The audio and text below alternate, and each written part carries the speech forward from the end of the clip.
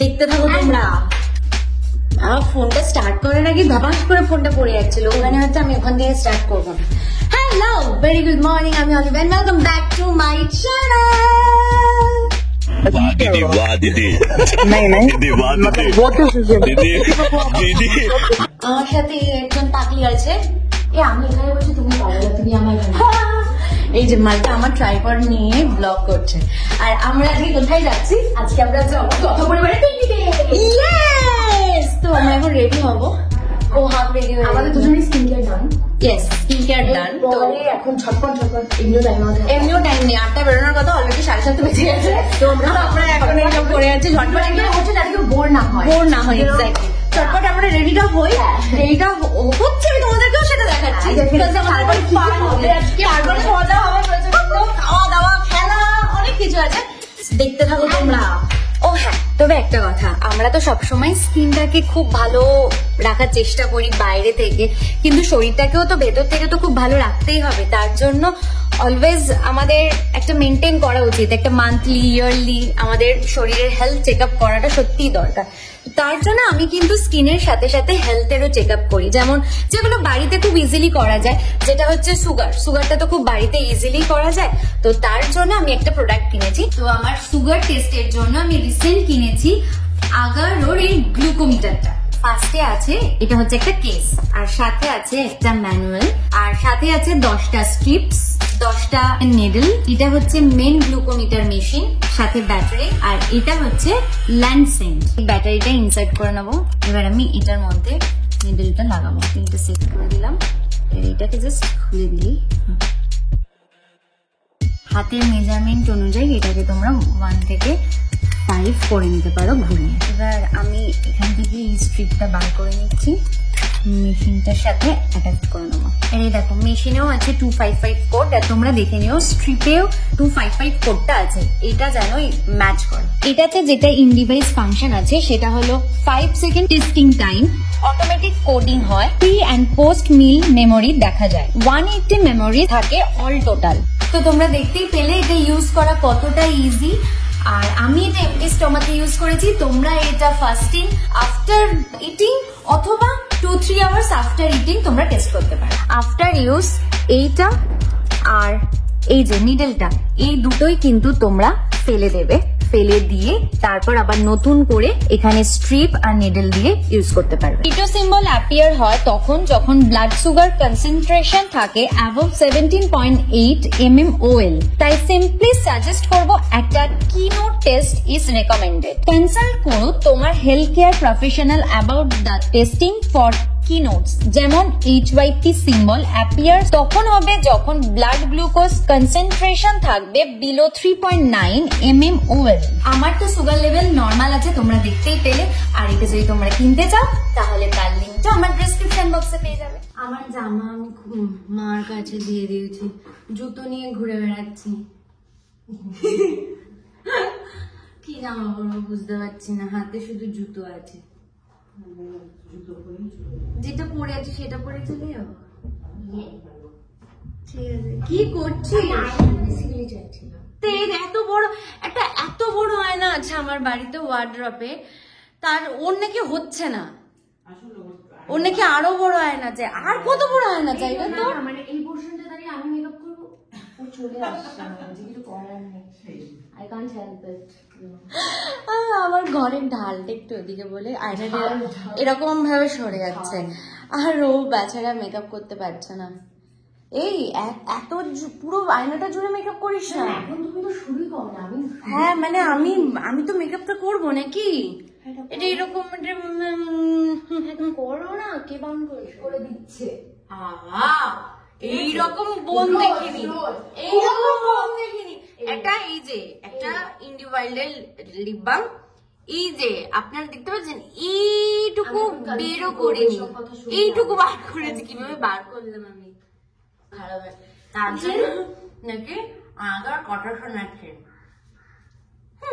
ও আমি ড্রেস পরে নিয়েছি বাবা, এরপর ফটাকসে রেডি হবো। সে মেকআপ করা হচ্ছে না, মেকআপ করে ওই যে ওই কোনায় গেছে, কি বেস্ট অ্যাঙ্গেল খুঁজবে বলে। হে ভগবান, ভালো, ওই যে একটা ব্যাপার। ভালো অ্যাঙ্গেল খুঁজে পেয়েছে মেয়ে। ওর ডে লাইট পাচ্ছে না বলে বেস হচ্ছে না, এখনো ট্রাইপড নিয়ে এদিক ওদিক করে যাচ্ছে। মানে perfect. Perfect for me, not for you. আমার রেডি হয়ে গেল, আমি ওর পরে রেডি হওয়া শুরু করি। উনি এখনো বসে উঠে দাঁড়িয়ে নড়ে চড়ে এখনো রেডি হয়ে যাচ্ছে।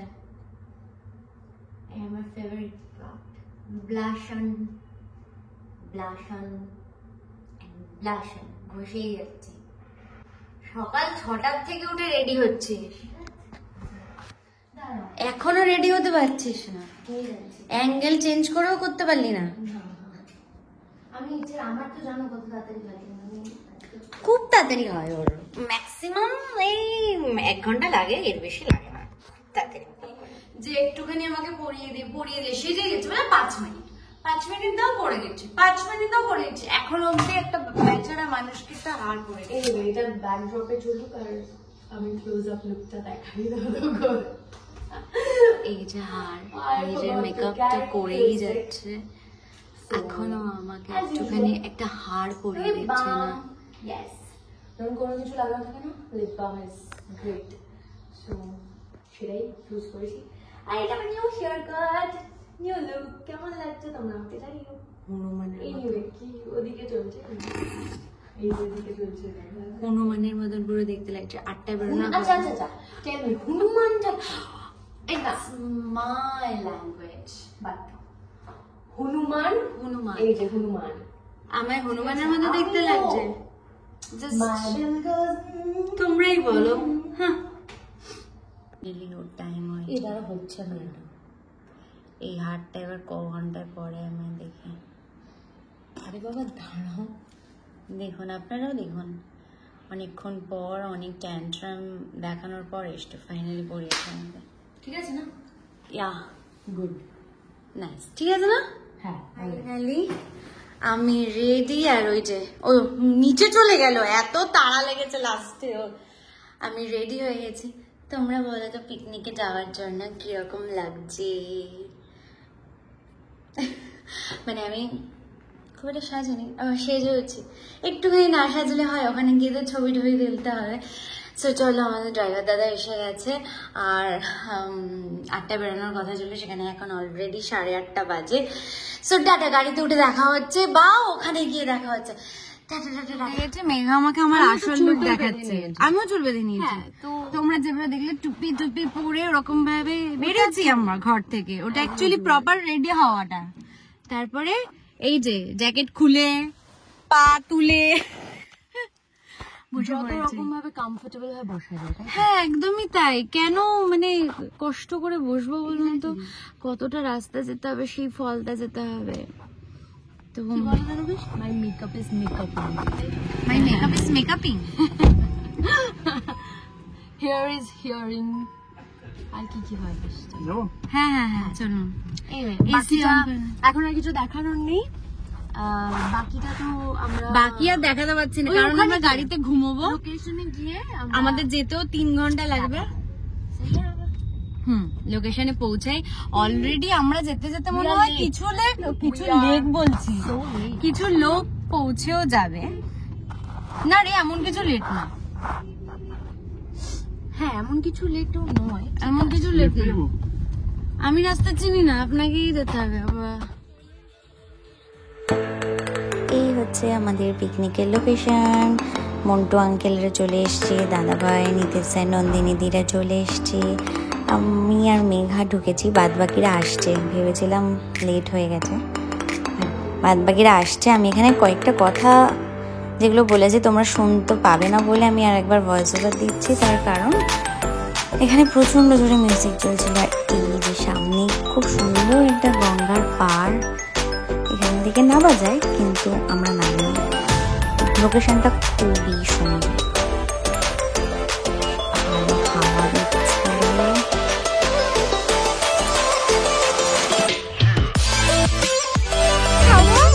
আর এত মানে এত কথা বলতে জায়গাটা খুবই সুন্দর, খুবই সুন্দর, খুবই সুন্দর একটা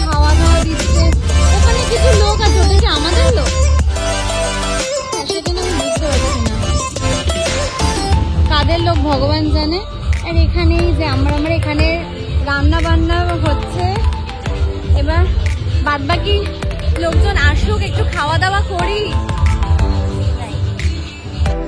হ্যাঁ দাঁড়াও, আমরা স্পটে এসেই ছবি তোলা স্টার্ট করে দিচ্ছি, বিকজ সবাই মিলে যদি চলে আসে, নন্দিনী দি, আমি, দাদা ভাইকে আমরা ধরে নিয়েছি, পাকড়াও করে নিয়েছি, ছবি আগে তুলে দে, নাহলে তো আর আমাদের ছবি তো তোলার সময় হবে না, এরপরে গেম শো কত কিছু শুরু শুরু হবে, আগে ছবি টবি তুলে তারপরে সবাই এসছে, ডাইমানে সবার ঘুম লেগেছে। হ্যাঁ হ্যাঁ, সিদ্ধার্থ দা, রব, সবাই বলেছে নাকি রবের জন্য দেরি হয়েছে, তাই? তাহলে কার জন্য দেরি হয়েছে? সবাই বলছে রব।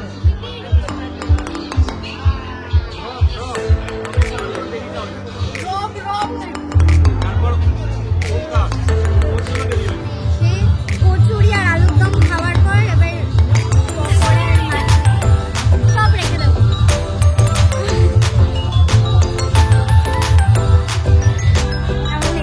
একটাও রাখা যাবে না, কারণ ব্যাকগ্রাউন্ডে গান হচ্ছে না, সব রাখতে হবে। এই জায়গাটার ওপরেও একটা খুব সুন্দর জায়গা আছে, সিটিং অ্যারেঞ্জমেন্ট আছে এখানে ছোট্ট করে, কেউ চাইলে ওপর নিয়ে এখানে সুন্দর করে খাওয়া দাওয়া মজা করতে পারো। আর এখানে ছবি তোলা হচ্ছে, নিচে নাচ গান অলরেডি শুরু হয়ে গেছে। এখানে আমি রোদে পুড়ে যাচ্ছি, আমি যে কীভাবে রোদটা একটু কম লাগাতে পারবো, এত রোদ। ও ফাইনালি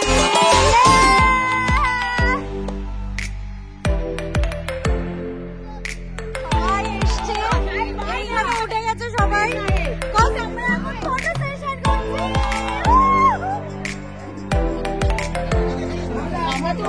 এসো বলো। তুমি তো এমনি অন্যবারেই ভালোবাসো।